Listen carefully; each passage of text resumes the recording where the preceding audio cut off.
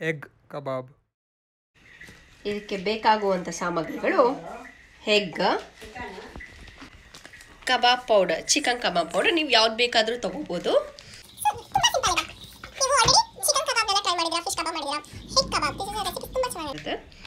ಬನ್ನಿ ಫಸ್ಟ್ ಏನು ಮಾಡೋಣ ಅಂದರೆ ಮೊಟ್ಟೆ ಮುಳುಗುವಷ್ಟು ನೀರು ಇಟ್ಕೊಂಡಿದ್ದೀನಿ. ಈಗ ಮೊಟ್ಟೆ ಬಾಯ್ಲ್ ಆಗಬೇಕು. ಇದೊಂದು 15 ಮಿನಿಟ್ಸ್ ಟೈಮ್ ತಗೊಳತ್ತೆ. ಸೊ ಬಾಯ್ಲ್ ಆಗೋವರೆಗೂ ನಾವು ವೆಯ್ಟ್ ಮಾಡೋಣ. ಈಗ 15 ಮಿನಿಟ್ಸ್ ಆಗಿದೆ, ಚೆನ್ನಾಗಿ ಕುದ್ದಿದೆ ಮತ್ತು ಕೂಡ ಬೆಂದಿದೆ. ಈಗ ನಾನು ಆಫ್ ಮಾಡ್ತಾ ಇದ್ದೀನಿ. ಈಗ ಸ್ವಲ್ಪ ಅದು ಆರಬೇಕು, ಆರಿದ್ಮೇಲೆ ಸಿಪ್ಪೆ ತೆಗಿಬೇಕು.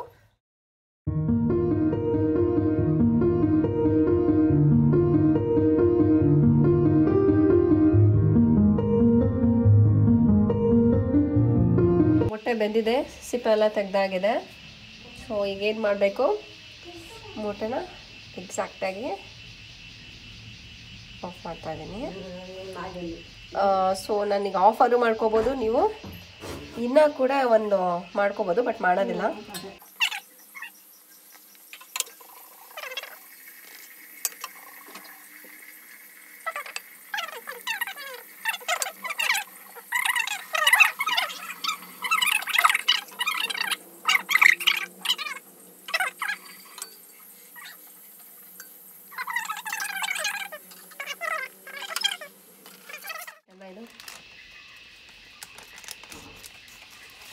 ಕಬಾಬ್ ಪೌಡರ್ ತೊಗೊಳ್ತಾ ಇದ್ದೀನಿ. ಎಷ್ಟು ಗ್ರಾಮ್ ಇದೆ? ಇದು 30 ಗ್ರಾಮ್ ಇದೆ. ಕೋಟಿಂಗಿಗೆ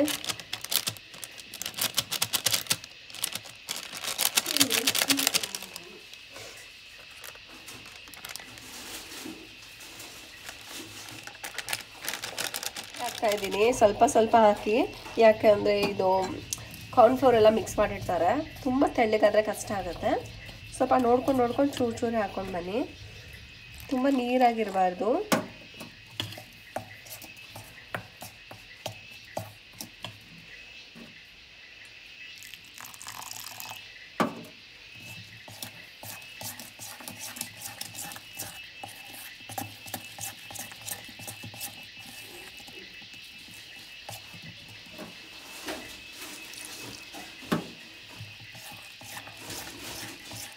ನಾನ್ ವೆಜ್ ಅವರು ನೀವು ಕಬಾಬ್ ಪೌಡ್ರನ್ನ ಆ್ಯಡ್ ಮಾಡಿಕೊಂಡು ಈ ಥರ ಮಿಕ್ಸಿಂಗ್ ಮಾಡಿಕೊಂಡು ಮ್ಯಾರಿನೇಟ್ ಮಾಡ್ಕೋಬೋದು. ವೆಜ್ನವರು ಬೇಕಿದ್ದರೆ ನೀವು ಕಡಲೆ ಆ್ಯಸಿಡ್ನ ಇನ್ಸ್ಟೆಡ್ ಆಫ್ ಕಬಾಬ್ ಪೌಡರಲ್ಲಿ ಹಾಕ್ಕೊಂಡು ತಿನ್ಕೋಬೋದು.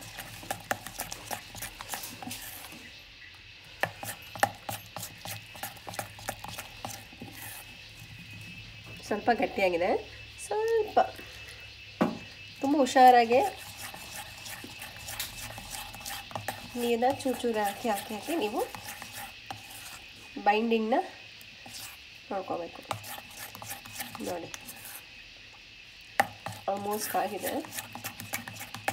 ಇದರಲ್ಲಿ ಉಪ್ಪು ಖಾರ ಹುಳಿ ಎಲ್ಲ ಇರುತ್ತೆ, ನೀವೇನು ಎಕ್ಸ್ಟ್ರಾ ಅಡಿಷನ್ ಬೇಡ. ಚೂರು ಹಾಕ್ಕೊಳ್ತೀನಿ, ಯಾಕಂದರೆ ಪರ್ಫೆಕ್ಟ್ ಆಗಿದೆ. Okay, done. ನೆಕ್ಸ್ಟ್ ಏನು ಮಾಡೋಣ ಅಂದರೆ ನೋಡಿ, ಬೈಂಡಿಂಗ್ ಕೂಡ ರೆಡಿಯಾಗಿದೆ. ನೋಡಿ ಈ ಥಿಕ್ನೆಸ್.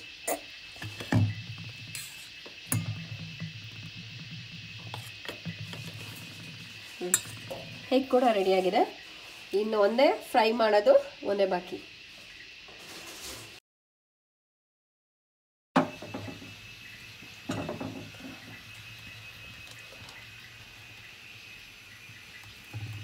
ಈಗ ಫಸ್ಟ್ ಅದನ್ನೆಲ್ಲ ಕ್ಲಿಯರಾಗಿ ವಾಟರ್ ಇದ್ದರೆ ಅದೆಲ್ಲ ಹೋಗ್ಬಿಡ್ಬೇಕು, ನೀರೆಲ್ಲ ಡ್ರೈ ಆಗಬೇಕು. ಸುಮ್ಮನೆ ಎಣ್ಣೆ ಹಾಕಬೇಕಾದ್ರೆ ಚಿಕ್ಕ ಆಗುತ್ತೆ. ಸೊ ಬಿ ಕೇರ್ಫುಲ್ ಆಗಿರಿ, ಚೆನ್ನಾಗಿ ಕಾಯಬೇಕು ಬಾಂಡಿ.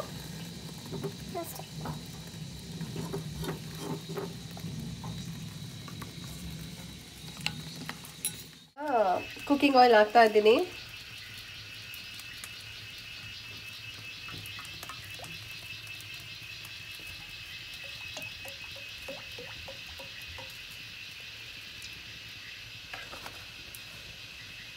ಚೆನ್ನಾಗಿ ಕಾಯಬೇಕು, ತುಂಬ ಚೆನ್ನಾಗಿ ಕಾಯಬೇಕು.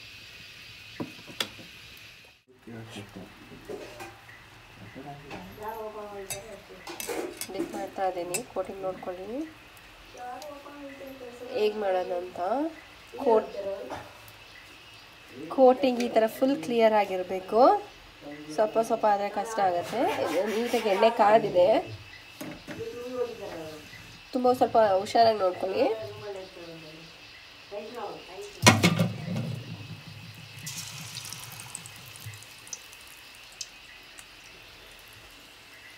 ಒಂದೊಂದು ಟೈಮ್ ಎರಡೆರಡೆ ಹಾಕ್ಕೊಳ್ಳಿ ಸ್ಟಾರ್ಟಿಂಗ್ ಅವರು.